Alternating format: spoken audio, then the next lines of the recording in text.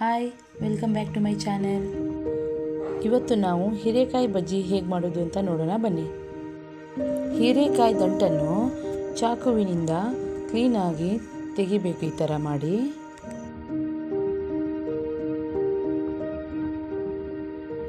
ಈ ಥರ ಕ್ಲೀನ್ ಆಗಬೇಕು ನೋಡಿ.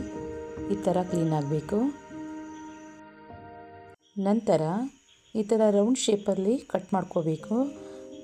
ಈ ಥರ ನೀವು ನೋಡ್ತಿದ್ದೀರಲ್ಲ, ಈ ಥರ ಮಾಡಿ ಕಟ್ ಮಾಡ್ಕೋಬೇಕು. ತುಂಬ ದಪ್ಪ ಬೇಡ, ಆದಷ್ಟು ತೆಳುವಾಗಿ ಕತ್ತರಿಸ್ಕೊಳ್ಳಿ.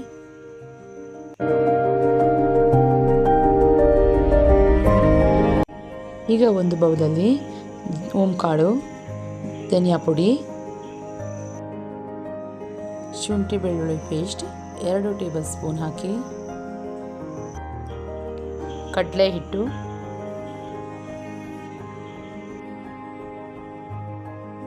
ರುಚಿಗೆ ತಕ್ಕಷ್ಟು ಉಪ್ಪು ಹಾಕಿ, ಚಿಟಿಕೆಯಷ್ಟು ಸೋಡಾ, ಸ್ವಲ್ಪ ನೀರು ಹಾಕಿ ಮಿಕ್ಸ್ ಮಾಡಿ. ಈಗ ಒಂದು ಪೇಸ್ಟ್ ರೆಡಿ ಮಾಡ್ಕೊಳ್ಳುವ ಬನ್ನಿ. ಇದಕ್ಕೆ ಏನೇನು ಬೇಕು ಸಾಮಗ್ರಿಗಳು ಅಂತ ನೋಡುವ ಬನ್ನಿ. ನಾನು ಇವಾಗ ಮೊದಲೇ ರೆಡಿ ಮಾಡಿಟ್ಕೊಂಡಿದ್ದೀನಿ. ಅದಕ್ಕೆ ಏನು ಹಾಕಿದ್ದೀನಿ ಅಂತ ಹೇಳ್ತೀನಿ ಬನ್ನಿ.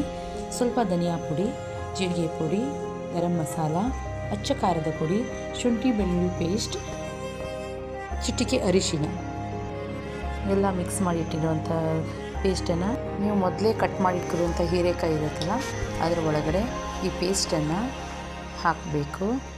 ಹೀರೆಕಾಯಿನ ಸ್ವಲ್ಪ ತೆಳುವಾಗಿಯೇ ಕತ್ತರಿಸ್ಕೊಂಡು ಅದನ್ನು 2 ಭಾಗವಾಗಿ ಕತ್ತರಿಸ್ಕೋಬೇಕು. ಮಧ್ಯದಲ್ಲಿ 2 ಭಾಗ ಮಾಡಬಾರ್ದು, ಸ್ವಲ್ಪ ಕಟ್ ಮಾಡ್ಕೋಬೇಕು. ಅದರಲ್ಲಿ ಈ ಥರ ಪೇಸ್ಟನ್ನು ತುಂಬಬೇಕು. ಸ್ವಲ್ಪ ಜಾಸ್ತಿನೇ ತುಂಬಿದ್ರೂ ತೊಂದರೆ ಇಲ್ಲ, ಚೆನ್ನಾಗಿರುತ್ತೆ. ಎಲ್ಲ ಹೀಗೆ ತುಂಬಬೇಕು.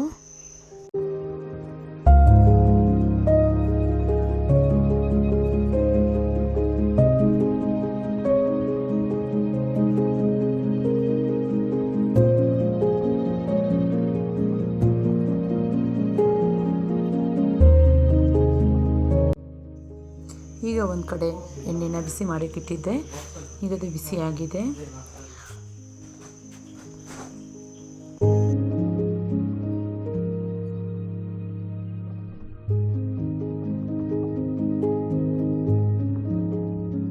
ಇವಾಗ ನೋಡಿ ಹೀಗೆ ಮಾಡ್ಕೋಬೇಕು. ಇವಾಗ ಹಿಟ್ಟಲ್ಲಿ ಅದ್ದಿ ಇವಾಗ ಎಣ್ಣೆಲ್ಲಿ ಹಾಕಬೇಕು.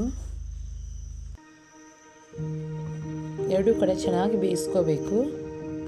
ಸಣ್ಣ ಉರಿಯಲ್ಲಿ ಬೇಯಿಸ್ಕೊಳ್ಳಿ. ಸಣ್ಣ ಉರಿ ಇಟ್ಕೊಳ್ಳಿ.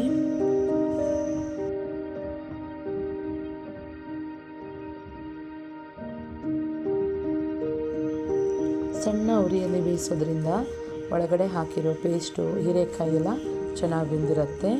ಇವಾಗ ರೆಡಿಯಾಗಿದೆ ನೋಡಿ. ನೀವು ಕೂಡ ಒಂದ್ಸಲ ಒಮ್ಮೆ ಟ್ರೈ ಮಾಡಿ ನೋಡಿ ಹೇಗಿದೆ ಅಂತ ಕಾಮೆಂಟ್ ಮಾಡಿ.